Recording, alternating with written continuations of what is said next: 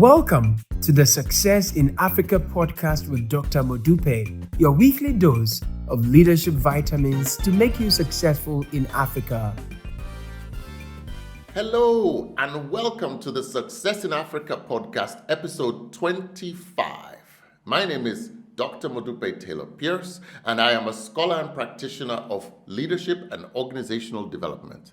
Simply put, I study what makes people successful. I've been doing this for 3 decades now with a particular focus on people in Africa. And in this podcast, I will share stories, lessons, and insights about people having success in Africa. Why this podcast? Because I am sick and tired of Africa being the poorest continent in the world. We are blessed with the greatest resource, young people. Africa will soon have the largest number of working age people in the world. And when these people achieve success, Africa's wealth will be unparalleled. Why? Because I don't know of too many Africans whose goal in life it is to die poor. You see, success in life is simply the achievement of a predetermined goal, whether that goal is owning a house and a car, creating employment for 50 people, or transforming your country into a high-income country. This podcast has been created to help you to achieve it. So if you're serious about achieving success in Africa, I want you to subscribe to this channel. If you like this video after you've watched it, please click the like button. This podcast is brought to you courtesy of BCA Leadership, the largest leadership enhancement company in Africa. If you have questions that you want me to answer after watching this video, just log on to BCA Online, the link is on the screen, and post your questions there. That is where I will respond to your questions. There are 1,000 ways in which a new business can fail. This is one of the reasons why I was confident when I started this podcast that I would not run out of material or knowledge to share. Today, I'm going to share insights on one of those ways in which new businesses fail. And this is a way that is often not immediately recognizable. And that place is pricing mistakes. I once had an acquaintance who asked a realtor to help him sell his house. He had a beautiful house, and due to family reasons, he wanted to sell. When the real estate agent told him that the house would sell for $120,000, my acquaintance was indignant. This house, by the way, was in Sierra Leone, and he fired the real estate agent on the spot. This guy does not know how much I paid to build my house, and he has enough to tell me that my house will sell only for $120,000. That was my acquaintance, as he railed about this real estate agent to me. So he found another real estate agent, one who told him what he wanted to hear, that his house would sell for $200,000. 3 years later, the house was still on the market, and my acquaintance then reached out to me to ask, please, would you mind calling that first real estate agent? I know she's your friend. Maybe she will reconsider re-engaging with me to sell the house. I politely declined, and I encouraged him, you call the agent yourself. See, my acquaintance forgot that the price of a house is not determined by the cost of building the house. He made the mistake of not doing his research before he acquired the land and embarked on a building project. He failed to do his research. The theme for today's podcast is knowledge-based pricing. And the person who has successfully employed this lesson is the owner of one of Africa's largest real estate development companies.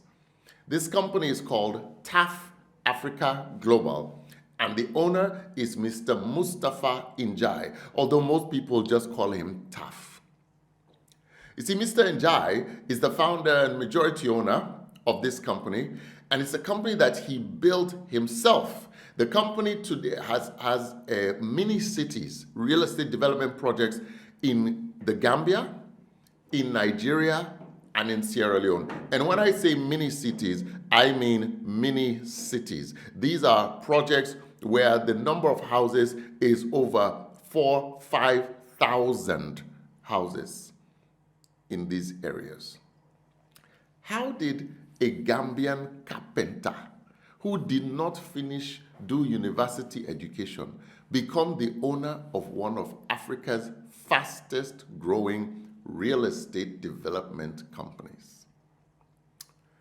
See, Mr. Njie, aka Taf, came from a very modest background. His family was not wealthy. He realized in high school that he had more of a knack for carpentry, metalwork, technical drawing than, mathematics, physics, and chemistry. And he decided to follow his passion. After he finished high school in 1975 with the O-levels, rather than pursuing higher education, he pursued the vocational technical route and went through technical training and apprenticeship. Eventually, he became a junior instructor at a technical training center. That's how good he was and how diligent he was. He then worked for an international firm as an engineer's assistant. He was willing to learn anything to do with building construction. His apprenticeship lasted for 15 years. After 15 years of working for others and learning from his employers, he then started his own business. He opened a building materials store, selling building materials, and then he branched into construction by building a small hotel. He discovered that running the hotel was quite an effort and that he preferred construction more than running a hotel. Around that same time, Taf also made an important discovery that Africans in the diaspora were anxious to get a home back in their country of birth. And he also realized that there was a captive market because in the Gambia, there were no developers to build these homes. So what did the Gambians in the diaspora do? They would typically send money to their families and friends and eventually find out to their horror that the house was either never built or was built with inferior quality. I know this doesn't just happen in the Gambia. This is a problem for all Africans in the diaspora. So Taf decided, you know what, this is a problem worth solving.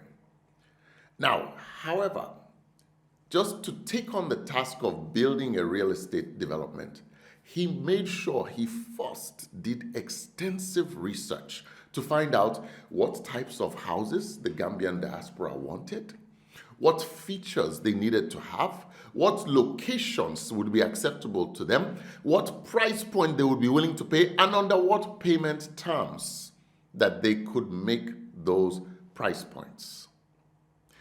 You see, Taf became the pioneer of real estate development in the Gambia successfully because he did his research. So he made sure he built the type of houses in his development that would easily sell because he had first checked with the potential buyers to make sure that they would be willing to buy what he could produce at the right price point.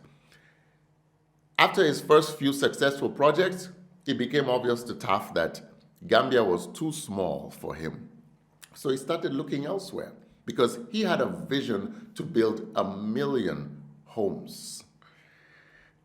Like Cyril Konchu and Enco Education, Taf understood that it was better for him to expand geographically, having figured out a particular industry, than to try to expand into other industries in the same geography where he had already been successful. So, recognizing that he wanted to be the biggest in Africa, Taf went after the largest market in Africa, and that was Nigeria. He didn't just go to Lagos. He went to the place where he saw the greatest need and the greatest opportunity, Port Harcourt, in the oil-rich Niger Delta area.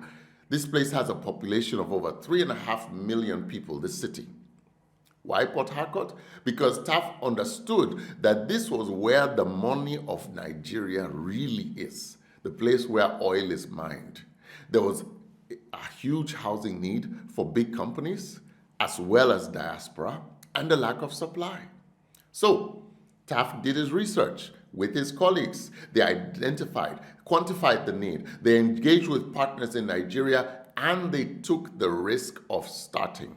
In fact, the land that they built, the mini city in Port Harcourt, was originally swampland. It had to be reclaimed.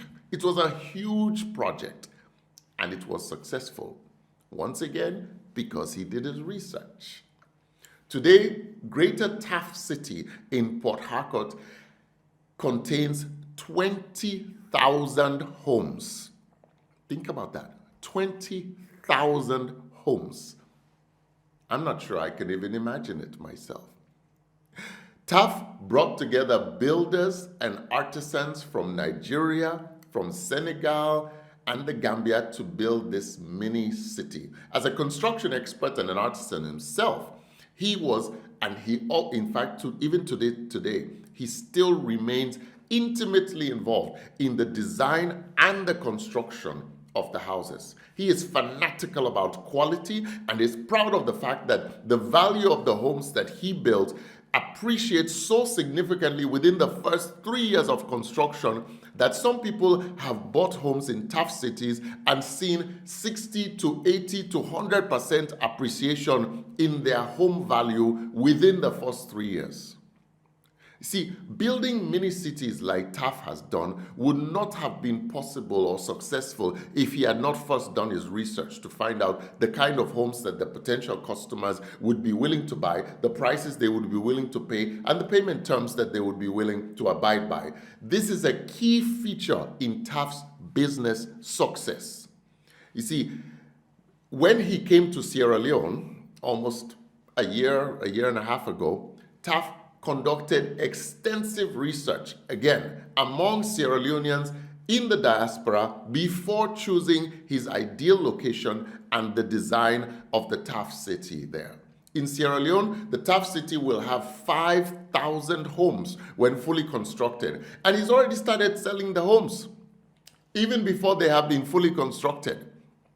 Taft partners with government, with financial institutions, local business people, and communities to make his projects successful.